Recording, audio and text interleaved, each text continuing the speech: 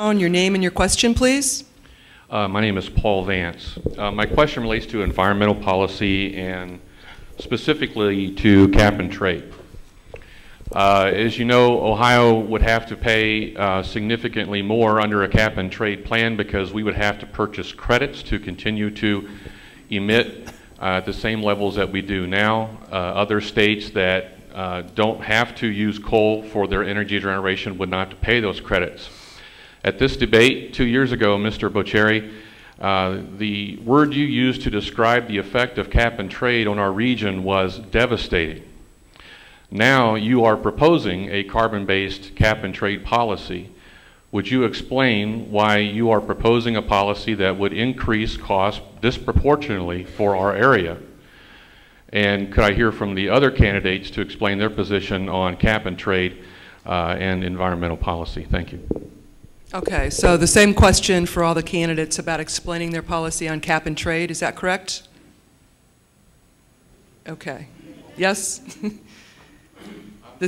We need one question for all the candidates, not a separate question for any different candidates. Your position on cap and trade for our area, and how do you balance the national interest with our regional interest on this issue? Okay, thank you. Mr. Blevins? I feel that cap and trade is going to be extremely detrimental not only to the 16th district but to our nation as well. My opponent, my Democratic opponent, will talk about how we need to build it here and assemble it here. With cap and trade, it's going to cost more to build, it's going to cost more to assemble, and it's going to cost more to buy. And in these economic times, we cannot throw off the delicate balance of our economy by increasing prices on the consumers. I feel that cap and trade, if it passes through the Senate, is going to be, as I said, very detrimental to not only our district but our nation. With the having to purchase carbon credits, it's going to be another thing that's going to drive industry out of our nation, and along with it, it's going to be taking many American jobs, and our economy will not recover from this sort of legislation. Thank you, Mr. Bocheri. Thank you, Cindy. First of all, I never made that statement here. Quite frankly, this is part of a comprehensive energy bill that will move away from our dependence on foreign oil and create jobs here in America that cannot be outsourced. A cap and trade system has been used by 3 Republican presidents, Ronald Reagan to help take lead out of gasoline, by George W. Bush to help cure sulfuric acid, free market approach, innovation-driven, high technology intensive, and it's also been used in the campaign by John McCain and Sarah Palin as one of their platforms, a free market approach. We've been ordered by the Supreme Court to do this. Now, what you won't hear my opponents say, Ohio has a rich coal-intensive state. We're going to be able to buy and sell credits and do research and development on coal here in Ohio. What they won't finish the story is that we import 2/3 of our coal from surrounding states as far as Montana and Wyoming. And ratepayers in this state pay an extra $1.5 billion for that importation. Let's grow it here, build it here. The research we're doing at Ag Research Center is going to help us build methane digesters so that we can have local homegrown energy. Waste-to-energy programs are being researched right here. Thank you. Mr. Renacci. You know, my opponent keeps talking about Republicans. He talks about Palin and McCain. Here's the truth about it. I don't care whether it was a Republican idea. I don't care whether it's a Democratic idea. It's a bad idea. And that's the problem. Cap and trade. The President of the United States said that cap and trade will bankrupt our coal industry. 88% of the energy in Ohio is coal-driven. All right? It will cause jobs. There's a study out that shows almost 60,000 to 80,000 jobs will be lost in Ohio if cap and trade is passed. There's a company in Rittman, Ohio that I met with that says if cap and trade is passed, 148 jobs will leave. We don't even have, in the cap and trade legislation we talked about, enough credits for the state of Ohio.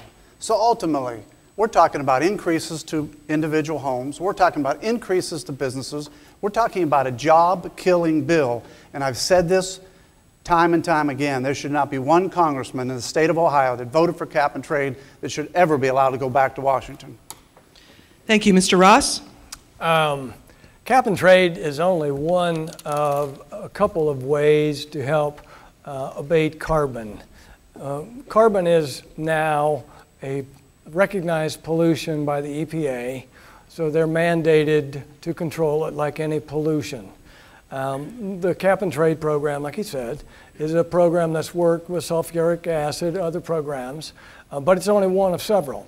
Another program you could simply do is put the price on carbon, and if you produce so much, you pay so much for that carbon. If you want, you can use that money to put back directly into the community. So we could be using the carbon tax to help produce greater green jobs in the area. But if you're trying to escape from the fact that global warming is coming, you don't need to worry because it's already here. And we have to do what we can to mitigate the cause of it. And the sooner we get into the green environment, the better we're going to be competitively with the rest of the world. Any further comments? Mr. Bocheri? Thank you. My opponents are clear. I don't know if they've ever read the bill, but there is $183 billion of research in that bill that would allow for clean coal, gas to liquefaction, coal to gas liquefaction, like we're doing at Babcock Wilcox, studying the effects of turning waste to energy, like we're doing here at the Ag Research Center. Folks, I'm telling you right now, if politicians continue to fight about this, we're going to be surpassed by other countries that are doing this research right now. China has just overtaken us with clean coal research. They've just overtaken us with photovoltaic and solar panel research. They've overtaken us in our wind turbine research. We have got to do this. America has led every technological revolution, and we've got to have vision. If we let the special interest groups block us every time, we're never going to move this ball down the field. Do you think the oil companies, the big oil companies, want you to have a choice when you roll into a fuel station? You think the big energy companies, utility companies, want you to have a choice in your electricity? We're developing fuel cells, battery technology, and waste energy programs right here in the 16th District because we've begun to make this research. Thank you. Other comments? Mr. Renacci? Again, this is an example of when legislators make law or make rules that they don't have to live with. They don't understand that company in Rittman, Ohio, isn't going to worry about the research dollars that he's talking about. They're leaving. They don't understand that if your costs are driven up by 60%, 30%, whatever the numbers are, you're going to cut jobs. They don't understand that because what they're doing is they're sitting in Washington making legislation without understanding what the effects are on the people back here that have to live within that legislation. Now, I am one that believe in an all and above energy policy. We need to make sure that we continue to look at all options: clean coal, wind, nuclear, American oil. We need to continue to use our resources and at the same time don't take away from the jobs that we desperately need here in Ohio, and especially here in the 16th District. Mr. Ross? This doesn't have to be an all or nothing kind of program. I mean, certainly we can phase things in so that it doesn't cost the jobs that are being thrown up as, the detriment to the Ohio economy. There's got to be a real common sense way of doing this. We have to, on the one hand, reduce carbon. We have to increase jobs. The only growth industry in the world is the green economy. John Bocheri is exactly right. We have to do that. And if we don't have a carbon abatement program, we don't have the platform for a green industry to build on.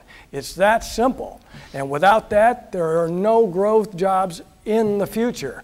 And if you think they're going to come back because of the idea that we're going to bring back those jobs we shipped overseas, those jobs pay $6 a day. Is that the kind of jobs you want to bring back? Because that's what they're paying them currently in Haiti and China. Thank you, Mr. Blevins. The congressman said that we should not allow oil companies to dictate the energies we choose, and I agree with him. What I disagree with is that I don't think he goes far enough. I don't think that the government should dictate what energies we use via legislation. I think that when you introduce legislation that slants the market towards one product at the detriment of another, then government's gone too far. Thank you.